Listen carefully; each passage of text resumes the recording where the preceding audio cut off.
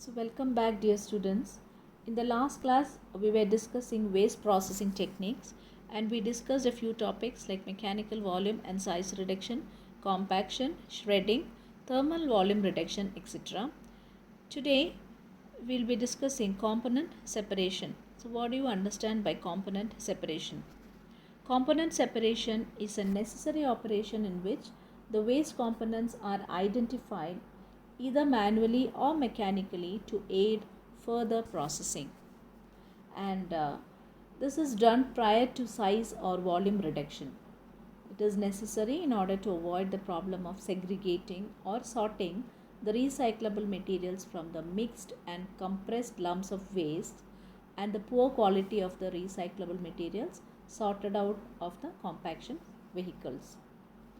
Component separation is actually required to recover the valuable materials for recycling, then preparation of the solid waste by removing certain components prior to incineration, energy recovery, composting, and biogas production. The most effective way of separation is actually manual sorting out in the households prior to collection. So as you see in the definition, it is an operation in which the wastes are identified either manually or mechanically. So manual method is actually more effective than the mechanical method. And now in India, most of the cities, such systems are routinely used. The municipality generally provides a separate, easily identifiable containers into which the household deposits the segregated recyclable materials such as paper, glass, metals, etc. Usually, separate collections are carried out for the recyclable material. At the curbside, separate areas are set aside for each of the recyclable materials for householders to deliver the material when there is no municipal collection system.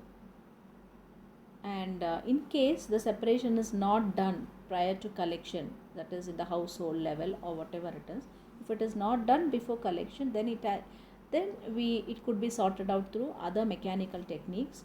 And the normally adopted techniques are using an air separation, a magnetic separation, or through screening. So we'll see what are the three in detail. Coming to air separation. So this technique has been in use for a number of years in industrial operations for segregating the various components from the dry mixtures. So air separation is primarily used to separate the lighter materials from the heavier ones. So the main purpose of this separator is to segregate the lighter materials from the heavier ones in a municipal solid waste. The lighter materials like paper, plastic, or it may include even the organic materials. So air separation is actually done using various equipments, and the most commonly used equipments for air separation are the conventional chute, the zigzag classifier, open inlet vibrator type. So we'll see what are they. So what is a conventional chute? So as you see in the figure here, the conventional chute is a simplest type of air classifier. In this type, when the processed solid waste are dropped into the vertical chute, you can see the vertical chute in the figure. So the processed solid waste will be dropped into this chute. What happens is the lighter materials are carried by the air flow to the top. So air is fed through the bottom. So as the air is fed, or when it flows to the top, the lighter materials will be carried to the top, and the heavier materials will fall to the bottom of the chute. And you can also see in the figure a rotary airlock feed mechanism is introduced. It's required to introduce the shredded waste into the classifier. So this is a conventional chute type air separation. Now coming to the next type, that is the zigzag classifier.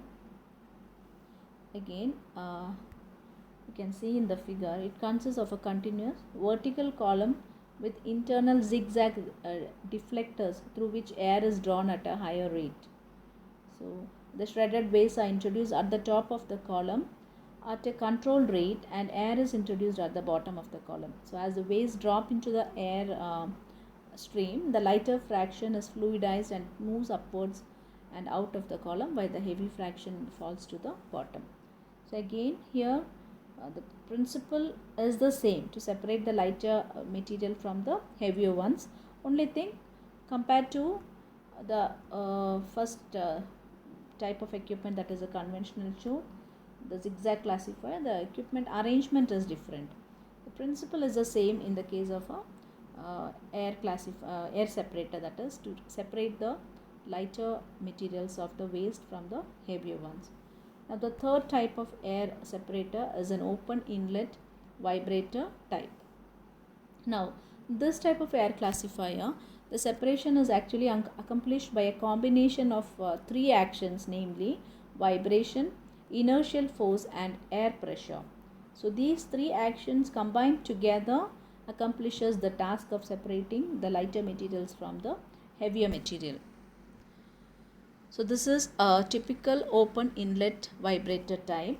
So here, like I said, vibration, the first action. Here vibration is nothing but an agitation that is given.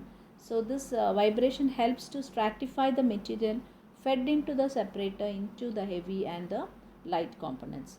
That is, due to agitation, what happens is the heavier particles will tend to settle at the bottom as the shredded waste is conveyed through the length of the separator. Is that clear? Now next comes inertial force. So in this action again, the air pulled in through the feed inlet imparts an initial acceleration to the lighter particle while the waste travel down the separator as they are being agitated. And air pressure.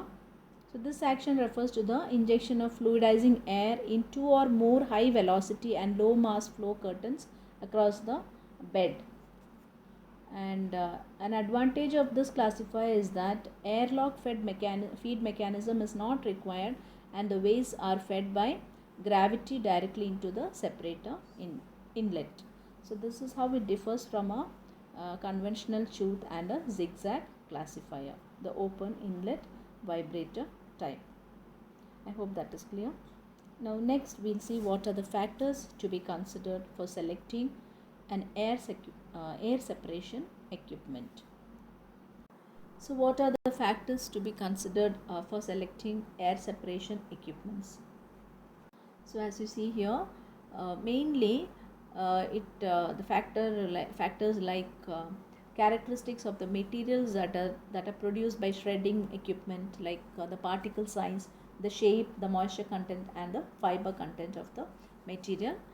Then material specifications for light fractions, also the various methods of transferring the waste from the shredders to the air separation units, that is also a factor that is to be considered.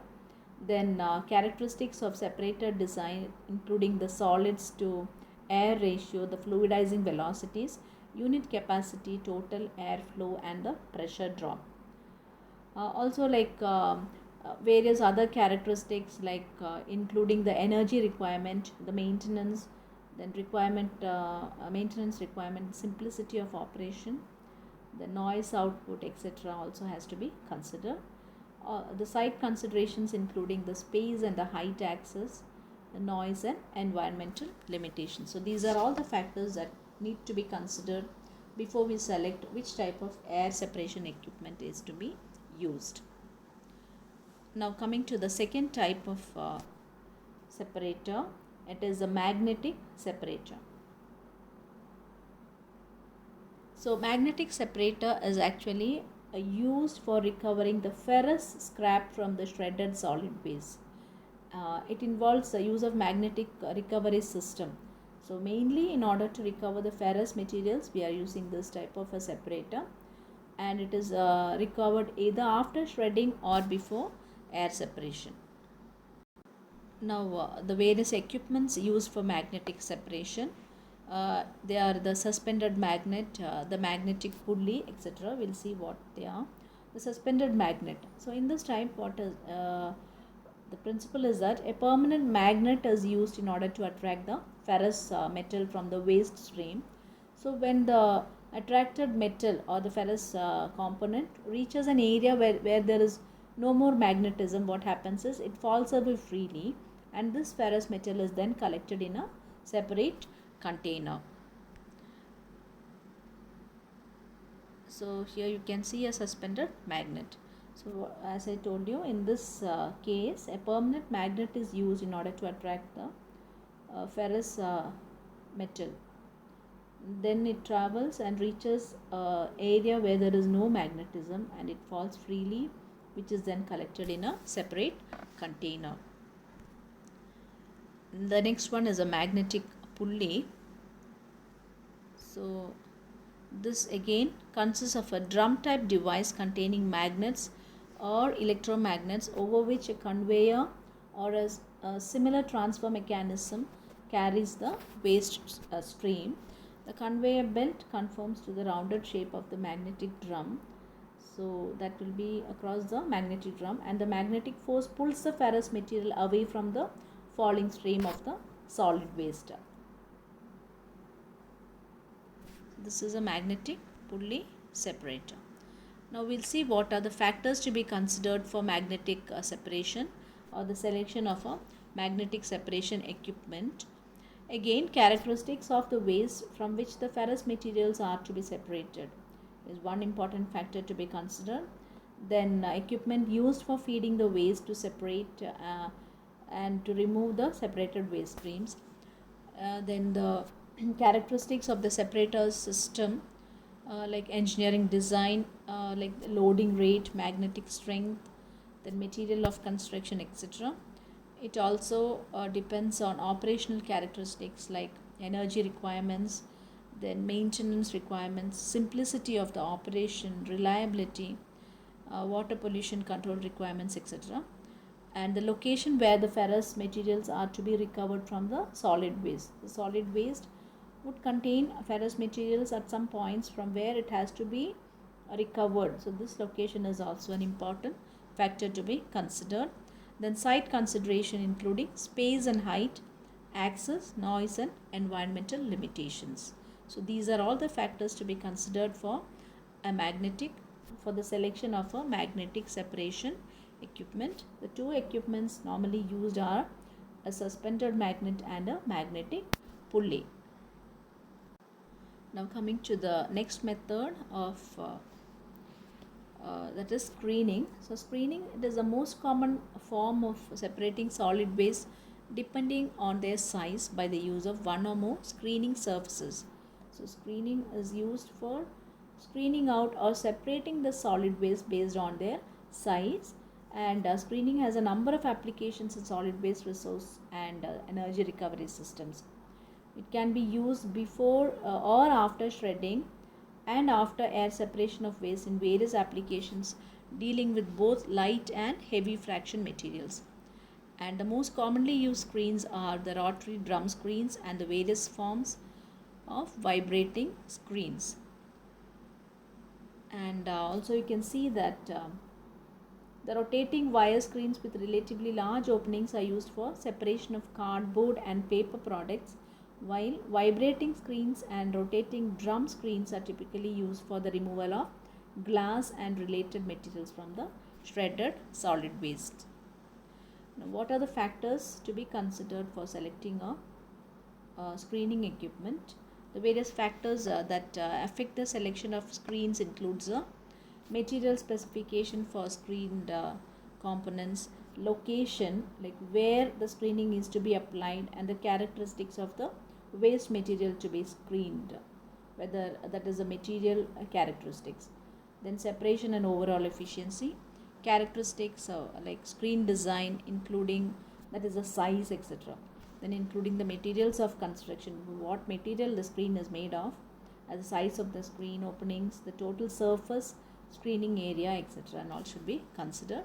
Then operational characteristics including energy requirements, then maintenance requirements, like it's the same in all the cases. Whenever you select an equipment, you have to look in for the operational characteristics and all these maintenance requirements, etc. Then site considerations such as space and height access, noise and related environmental limitations. So these are the factors to be considered before you select a screening equipment. Now coming to the various other separation techniques. Apart from the ones that was discussed so far.